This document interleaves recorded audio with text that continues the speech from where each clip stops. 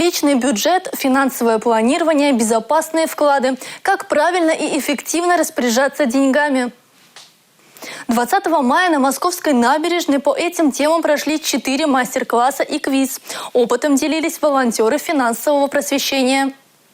Финансовая грамотность от древних купцов до современных банкиров. Вопросы квиза оказались серьезным испытанием для тех, кто только познает азы управления денежными средствами. Ответы находили сообща со специалистами, помогали и волонтеры. Каждый участник, правильно ответивший на вопрос, получил призы. Мероприятие по финансовой грамотности очень востребовано у жителей Чувашской республики, потому что финансы ежедневно касаются каждого из нас, и очень важно уметь принимать правильные, грамотные решения.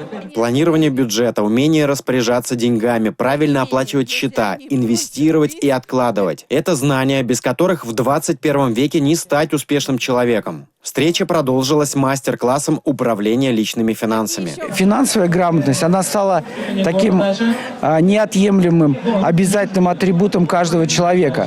Не имея сегодня навыков и компетенций по финансовой грамотности, по сути, современным человеком стать невозможно. Управлять финансами важно учиться с детства, когда у ребенка появляются первые карманные деньги. Поиграли в игру «Финансовый квиз». В этой игре мы узнали много всего нового. Как называли раньше монеты, где использовали. Нам это все очень нравится. Любые инвестиции сопряжены с риском. Чем выше обещанная доходность, тем выше риск. Как отличить инвестиционную компанию от финансовой пирамиды? На все вопросы грамотно ответили спикеры-волонтеры финансового просвещения. В нашем центре работают профессионалы. Это все практики. Это работники банковской сферы, страховой сферы, брокерских компаний, инвестиционных компаний. Это психологи, юристы.